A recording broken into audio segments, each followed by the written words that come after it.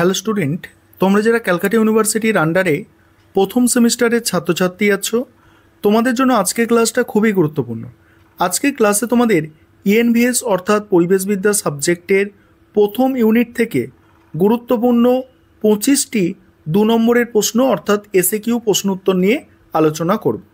দেখো, প্রথম প্রশ্ন যেটা আছে, দেখো, পরিবেশের সংজ্ঞা দাও, অর্থাৎ পরিবেশ কাকে বলে। পরিবেশ হলো মানুষের চারপাশে সমস্ত ভৌত, জৈবিক ও সামাজিক উপাদানের সমষ্টি, যা জীবজগতের জীবনযাপন, বৃদ্ধি ও উন্নয়নে সরাসরি প্রভাব ফেলে। এর মধ্যে বায়ু, জল, মাটি, উদ্ভিদ, পানি ও মানুষের পারস্পরিক সম্পর্ক অন্তর্ভুক্ত। সেকেন্ড প্রশ্ন, পরিবেশবিদ্যা। পরিবেশবিদ্যা বলতে কী বোঝো? পরিবেশবিদ্যা এমন একটি আন্তঃবিষয়ক শিক্ষা যেখানে প্রাকৃতিক সম্পদ, জীবজগৎ, দূষণ, সংরক্ষণ এবং মানুষের কার্যকলাপের পরিবেশগত প্রভাব নিয়ে আলোচনা হয়। এর লক্ষ্য পরিবেশ রক্ষা ও টেকসই উন্নয়ন নিশ্চিত করা। পরিবেশবিদ্যার গুরুত্ব কী? পরিবেশবিদ্যা প্রাকৃতিক সম্পদ সংরক্ষণ, দূষণ নিয়ন্ত্রণ, জলবায়ুর পরিবর্তনের মোকাবিলা এবং জীববৈচিত্র্য রক্ষার সাহায্য করে। এটি মানুষকে পরিবেশ সচেতন করে তোলে এবং ভবিষ্যৎ প্রজন্মের জন্য নিরাপদ পরিবেশ নিশ্চিত করে। পরের প্রশ্ন আছে, পরিবেশবিদ্যার পরিধি কী? পরিবেশবিদ্যার পরিধি অত্যন্ত বিস্তৃত, যার মধ্যে পরিবেশ দূষণ, প্রাকৃতিক সম্পদ ব্যবস্থাপনা, বর্জ্য নিয়ন্ত্রণ, জলবায়ুর পরিবর্তন, জীববৈচিত্র্য রক্ষা এবং পরিবেশ সচেতনতা বৃদ্ধি অন্তর্ভুক্ত। নেক্সট আছে, দেখো, পরিবেশ পাঠের প্রয়োজনীয়তা কেন, অর্থাৎ পরিবেশ পাঠ করা প্রয়োজন কেন? পরিবেশ পাঠ মানুষকে পরিবেশের সমস্যা সম্পর্কে সচেতন করে, প্রাকৃতিক সম্পদের সঠিক ব্যবহার শেখায় এবং দূষণ রোধে কার্যকর ভূমিকা নিতে উদ্বুদ্ধ করে। এটি পরিবেশ সংরক্ষণে দীর্ঘমেয়াদী কৌশল গঠনে সহায়ক। পরের প্রশ্ন আছে, পরিবেশবিদ্যার বহুমুখিতা বলতে কী বোঝায়, বা পরিবেশবিদ্যার বহুমুখিতা কী বোঝায়?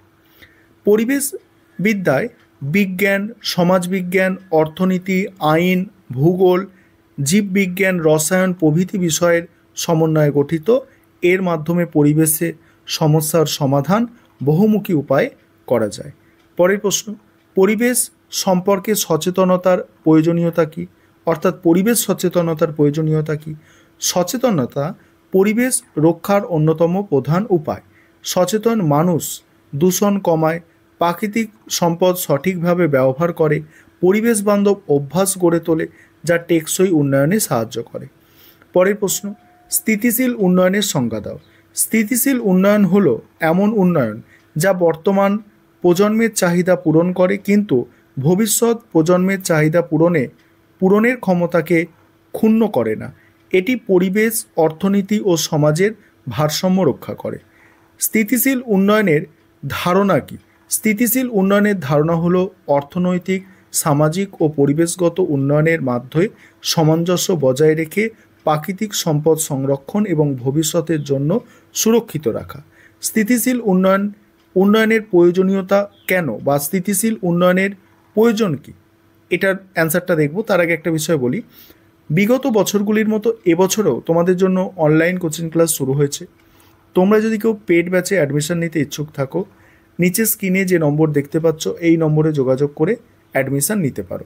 আমাদের 3 মাসে সম্পূর্ণ তোমাদের এই পেপারটা কমপ্লিট করানো হবে। দেখো, স্থিতিশীল উন্নয়নের প্রয়োজনীয়তা: প্রাকৃতিক সম্পদের সীমিত প্রাপ্যতা, জলবায়ুর পরিবর্তন, জীববৈচিত্র্য হ্রাস এবং দূষণ বৃদ্ধির কারণে স্থিতিশীল উন্নয়ন অপরিহার্য, যাতে ভবিষ্যৎ প্রজন্মের জীবন মান সুরক্ষিত থাকে। স্থিতিশীল উন্নয়নের লক্ষ্য কী কী? জাতিসংঘের নির্ধারিত 17টি স্থিতিশীল উন্নয়নের লক্ষ্য রয়েছে, যার মধ্যে হচ্ছে দারিদ্র্য দূরীকরণ, ক্ষুধামুক্ত বিশ্ব, পরিচ্ছন্ন জ্বালানি, জলবায়ুর পদক্ষেপ, জীববৈচিত্র্য রক্ষা, তারপরে মানসম্মত শিক্ষার অন্তর্ভুক্তি, এইগুলো আছে।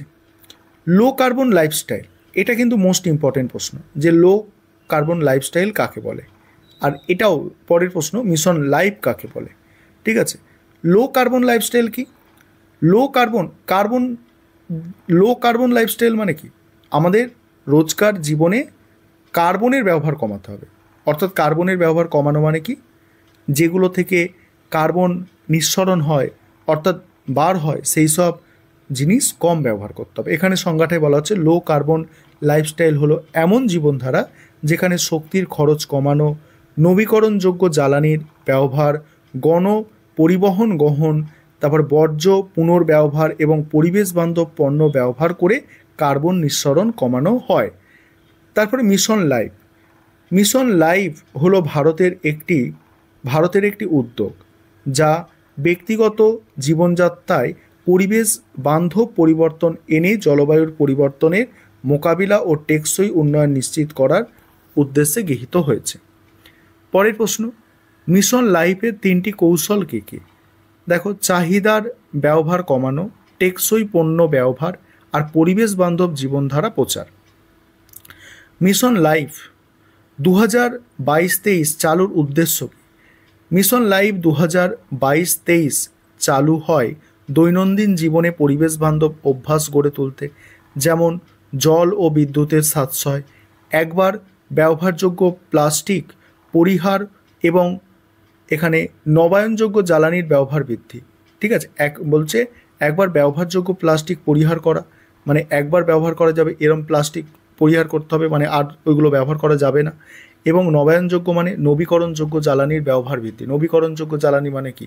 সৌরশক্তি, বায়ুশক্তি, জলবিদ্যুৎ শক্তি, এইগুলোর ব্যবহার করতে বলা হচ্ছে। তারপরে প্রশ্ন হচ্ছে মিশন লাইফের প্রয়োজনীয়তা কেন?